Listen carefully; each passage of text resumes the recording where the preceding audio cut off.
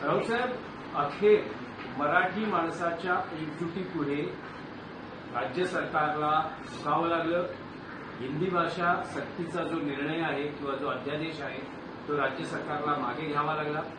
आता एक पुन्हा डॉक्टर नरेंद्र जाधव यांच्या अध्यक्षतेखाली समिती स्थापन केली आहे आणि पुन्हा एकदा समितीचं घोळाळ, पण मराठी माणसाच्या एकजुटीचा विजय अध्यादेश मागे घेतला गेला. देवेंद्र फडणवीस या राज्याचे मुख्यमंत्री यांनी गेल्या काही काळातला घेतलेला जर शहाणपणाचा निर्णय कोणता असेल तर तो म्हणजे हिंदी सक्तीचा जो महाराष्ट्रावर किंवा शालेय शिक्षणात हिंदी सक्ती लादण्याचा जो निर्णय होता तो रद्द केला. महाराष्ट्राच्या मराठी माणसाच्या जनभावना त्यांनी ओळखल्या. त्यांनी बराच काळ खेळ करण्याचा प्रयत्न केला, दबाव टाकण्याचा प्रयत्न केला, गोंधळ घालण्याचा प्रयत्न केला, वेगळे तोडगे समोर आणले. पण शेवटी जनता काल रस्त्यावर उतरली. महाराष्ट्रभरामध्ये त्या सरकारी अध्यादेशाची होळी झाली. काल स्वतः उद्धव ठाकरे आणि इतर सर्व घटक, मग काँग्रेस असेल किंवा अन्य पक्ष असतील, रस्त्यावर उतरले, होळी केली. त्यानंतर सन्माननीय राज ठाकरे आणि माननीय उद्धव ठाकरे यांच्या एकत्रित मोर्चाची घोषणा झाल्यावर सरकारनं धसकाच घेतला होता. कारण महाराष्ट्राच्या कानाकोपऱ्यातून लाखो मराठी लोक या मोर्चासाठी त्याच्यामुळे येणार होते. या सगळ्याचा परिणाम झाला आणि काल देवेंद्र फडणवीसांना किंवा त्यांच्या सरकारला हा आदेश मागे घ्यावा लागला. आता काहीतरी एक कमिटी वगैरे स्थापन केली आहे. कशा करता? आम्ही हा त्रिसूत्री भाषा सूत्र हे आम्ही स्वीकारणारच नाही. मग तुम्ही कमिट्या वगैरे स्थापन करून कशा करता मराठी माणसाला खेळवताय? कोणत्याही परिस्थितीमध्ये राष्ट्रीय शिक्षण धोरण जे आहे 2020 आणि त्यातलं त्रिसूत्री भाषा धोरण हे महाराष्ट्र स्वीकारणार नाही. हे काल उद्धव ठाकरे यांनी सांगितले, राज ठाकरे यांनी सांगितलेलं. आता दोन ठाकरे बंधूंनी ह्याच्यावरती पक्का निर्णय दिल्यावरती उगाचच फडणवीस सरकारनं फालतू खेळ करू नये.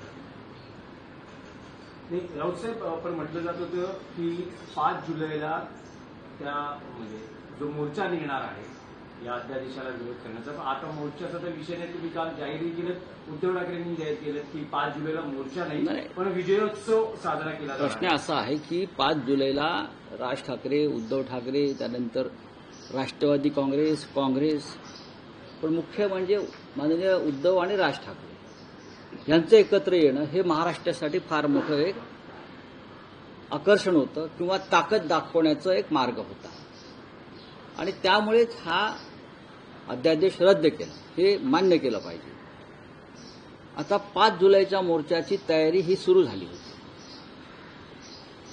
राज ठाकरे यांनी त्यासाठी त्यांच्या 2 नेत्यांची नेमणूक केली होती समन्वयासाठी. आमच्याकडून सुद्धा आम्ही 2 नेत्यांची नेमणूक केली होती आणि त्या दृष्टीनं तयारी सुरू असतानाच काल सरकारनं हा निर्णय मागे घेतला. पण 5 जुलैच्या मोर्चाची तयारी दोन्ही बाजूंनी पूर्ण झालेली आहे. आता हा जो फोर्स तयार होणार होता मराठीचा, त्याचं काय करायचं? तर त्याचं रूपांतर विजयी जल्लोषात करावं अशा भूमिका दोन्ही बाजूंनी आहेत. म्हणजे राज ठाकरे यांच्याकडून सुद्धा आहेत आणि उद्धव ठाकरे यांच्याकडून सुद्धा आहेत. काल माझं राज ठाकरे साहेबांशी बोलणं झालं. आम्ही काल चर्चा केली त्याच्यावर. आज ते नक्की कोणत्या पद्धतीनं करावं या संदर्भात त्यांचं मत देतील. उद्धव ठाकरे साहेबांनी काल सांगितलं की विजय मेळावा होईल आणि नक्कीच तो एकत्रित होईल. जे घटक मोर्चामध्ये सामील होणार होते या 2 प्रमुख नेत्यांशिवाय त्या सगळ्यांसह विजय मेळावा, कारण ही एकजूट मराठी माणसाची आणि महाराष्ट्राची होती हा मोर्चा म्हणजे.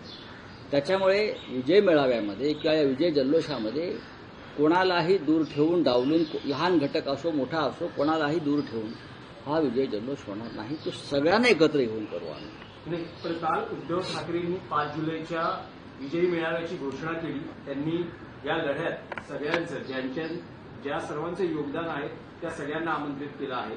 काल तुमची राज ठाकरेंशी चर्चा झाली. तुम्हीही त्यांना काही आवाहन केलं आहे का की या विजयोत्सवात त्यांनी त्यांच्या पक्षासह नेत्यांसह नक्कीच सहभागी व्हावं? नाही, सहभागी होण्याचा प्रश्न नाहीये. मोर्चामध्ये आम्ही एकत्रच होतो. दोन मोर्चे आम्ही एकत्र केलेले आहेत, माननीय उद्धव ठाकरे यांच्या नेतृत्वाखालचा आणि माननीय राज ठाकरे यांच्या नेतृत्वाखालचा. आणि जो काय सरकारनं निर्णय दिलेला आहे रद्द करण्याचा, हा दोघांची शक्ती बघून दिलेला आहे. दोघे भाऊ एकत्र आल्यावरती जे काय महाराष्ट्रामध्ये जो भूकंप होणार आहे मराठी ताकदीचा, त्यानंतर सरकारनं ही भूमिका घेतली हे स्पष्ट आहे. मी कोणतंही आम्ही क्रेडिट वॉर करू इच्छित नाही. हा मराठी एकजुटीचा विजय, अर्थात शिवसेना आहेच त्याच्यामध्ये, त्या एकजुटीमध्ये मोठा पक्ष म्हणून. आता 5 तारखेला काय करायचं आहे, कशा पद्धतीने हा विजयी जल्लोषाचा कार्यक्रम करायचा, त्यासाठी आम्ही चर्चा करू. काल उद्धव साहेबांना तुम्ही प्रश्न विचारला, तुम्ही गैरसमज निर्माण करू नका. त्यांना प्रश्न विचारला 5 तारखेच्या मोर्चाचं काय, तेव्हा ते म्हणालेले आहेत की 5 तारखेला आता मोर्चाऐवजी विजय जल्लोष होईल. हा एवढा पुरताच विषय मर्यादित आहे. त्यांनी काही त्याच्यामध्ये काही वेगळी भूमिका घेतली नाही. हाच प्रश्न जर तुम्ही राज ठाकरे यांना विचारला असता तर त्यांनी हेच उत्तर दिलं असतं की आता मोर्चा नाही, पण त्याचं रूपांतर हे विजय जल्लोष मेळाव्यात होऊ शकतं. नाही, पण ठाकरे बंधू एकत्र आल्यानंतरचा हा पहिला मोठा विजय असं आहे म्हटलं ना. जातं. ही विजयाची सुरुवात आहे, विजयाची पहिली पायरी आहे. आता आम्हाला याच पद्धतीनं अनेक विजय प्राप्त करायचे आहेत एकत्र येऊन. त्यात स्थानिक स्वराज्य संस्था आणि मुख्यत्वे मुंबई महापालिका निवडणूक हेही लक्ष्य असेल विजयाचं पुढचं उद्दिष्ट. उद्धव ठाकरे साहेबांची किंवा त्यांच्या नेतृत्वाखालील शिवसेनेची भूमिका पहिल्या दिवसापासून आहे. ज्या दिवशी श्री राज ठाकरे यांनी साद घातली एकत्र यायला पाहिजे मतभेद विसरून, पुढल्या 10 मिनिटात उद्धव ठाकरे साहेबांनी त्याला प्रतिसाद दिला आणि तो सकारात्मक आहे. आणि तो सकारात्मक नसता तर हिंदी सक्तीच्या सरकारच्या भूमिकेविरोधामध्ये आम्ही एकत्र आलोच नसतो ना.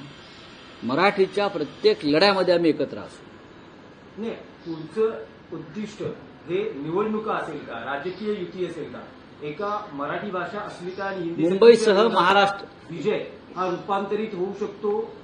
मुंबई महापालिका आणि स्थानिक स्वराज्य संस्था निवडणुका जिंकण्यासाठी पुढचं विजयाचं उद्दिष्ट हे बघा, स्थानिक स्वराज्य संस्था असू आमची शकतं. भूमिका स्पष्ट आहे. मुंबईसह महाराष्ट्र काबीज करणं, मराठी माणसाच्या हातात मुंबईसह महाराष्ट्राची सत्ता असणं ही आमची भूमिका आहे. नाही, पण राऊतसाहेब, मुख्यमंत्री देवेंद्र फडणवीस वारंवार सांगता आहेत की जो अध्यादेश आहे तो ते खोटं डॉ. बोलतात. माशेलकर समितीने जो अहवाल सादर केला, तत्कालीन मुख्यमंत्री उद्धव ठाकरे यांच्या नेतृत्वाखालील मंत्रिमंडळानं तो अध्यादेश आणला असं वारंवार. काल त्यांनी फोटोही दाखवला तो अहवाल स्वीकारताना. मग काय झालं? आणि उद्धव ठाकरे वारंवार खुलासा करतायत की देवेंद्र फडणवीस हे अफवा पसरवत आहेत. मी अफवा देवेंद्र फडणवीस हे अफवा पसरवत नाहीयेत, तर ते भारतीय जनता पक्षाच्या राष्ट्रीय धोरणानुसार खोटं बोलत आहेत.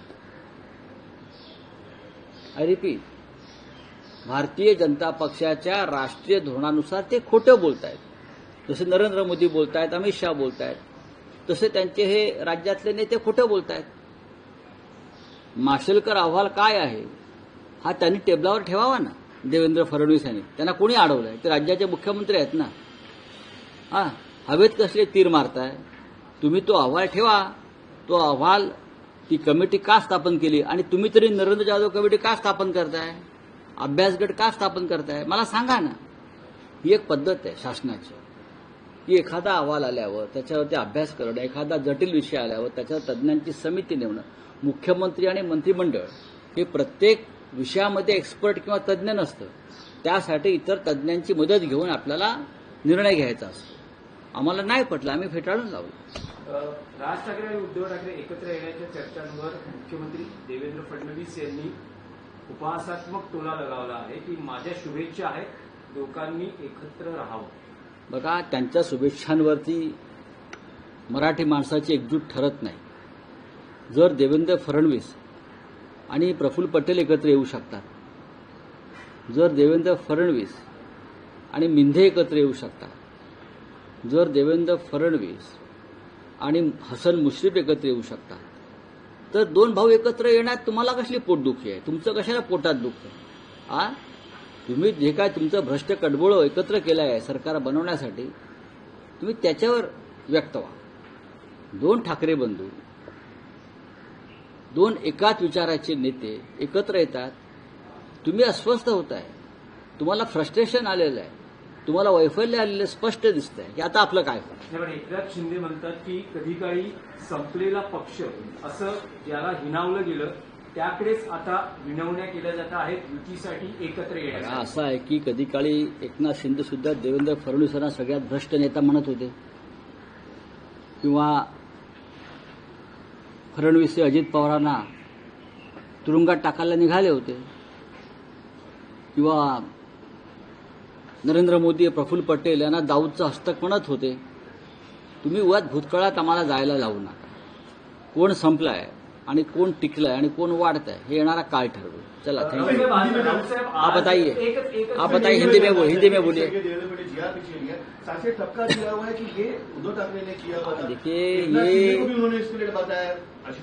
भारतीय जनता पार्टी की एक नेशनल पॉलिसी है झूठ बोलने की. वो नेशनल पॉलिसी जो है, राष्ट्रीय धोरण, तो यही धोरण के साथ महाराष्ट्र में लोग काम कर रहे हैं, झूठ बोल रहे हैं. अरे भाई, उद्धव ठाकरे जी ने कोई एक रिपोर्ट बनाया है माशेलकर कमेटी का, तो सामने लाइए ना. हम बार बार बोल रहे हैं कि आप कार्यक्रम है, आप सामने लाइए. एक कमेटी का रिपोर्ट सामने आया है, वो कैबिनेट में रखा है, क्या चर्चा नहीं हो सकती? आपने हिंदी जबरदस्ती के बारे में, हिंदी सख्ती के बारे में कैबिनेट में चर्चा की है ना, इसलिए की है कि वो नेशनल पॉलिसी है. अगर कोई नेशनल पॉलिसी राज्य के सामने आती है तो उसके ऊपर चर्चा करना जरूरी होता है. देवेंद्र फडणवीस 3 बार मुख्यमंत्री बन गए, क्या उनको इतना भी नॉलेज नहीं है? सर, ठाकरे बैंक को डैमेज करने की कोशिश की, फडणवीस मनसे को मिल रहे थे, दादा भूषण और राज ठाकरे को दिल्ली का एक भी आमदार नहीं था. किस तरीके से देखते हो सर आप इसको? कहीं ना कहीं डिफरेंसेस लाने की कोशिश की गई थी ठाकरे ब्रांड में सर इस दौरान? कोशिश तो बहुत करेंगे, लेकिन ठाकरे ब्रांड कभी खत्म नहीं होगा इस महाराष्ट्र में. ये ब्रांड है, ब्रांड था और ब्रांड रहेगा. इसीलिए तो आपको इस मामले में, हिंदी सख्ती के मामले में आपको पीछे हटना पड़ा है. और आगे भी जब जब हम एक साथ आएंगे तो आपको हर स्टेप पर पीछे हटना पड़ेगा. अब देखिए महाराष्ट्र में क्या ताकत बनती है. सर, सिंदूर को लेकर एक बयान आया है इंडियन एयरफोर्स का. किसका? सिंदूर को लेकर, सिंदूर ऑपरेशन के टाइम पे बयान आया इंडियन एयरफोर्स का कि हमें हमले के लिए मना किया गया था शुरुआती दौर में, जहां हमें 5 जेट फाइटर्स, 3 राफेल का नुकसान हुआ और अन्य का भी नुकसान हुआ. ये तो सामने आया है, मैंने देखा है. उसके लिए प्रधानमंत्री मोदी को इस्तीफा देना चाहिए.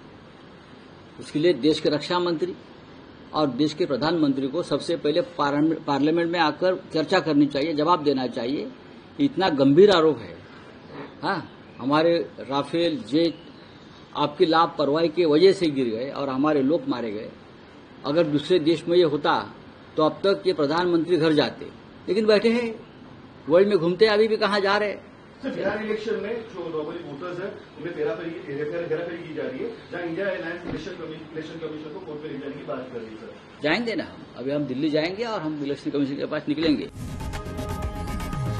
लोकशाही मराठी ऐका, पहा, जागरूक रहा.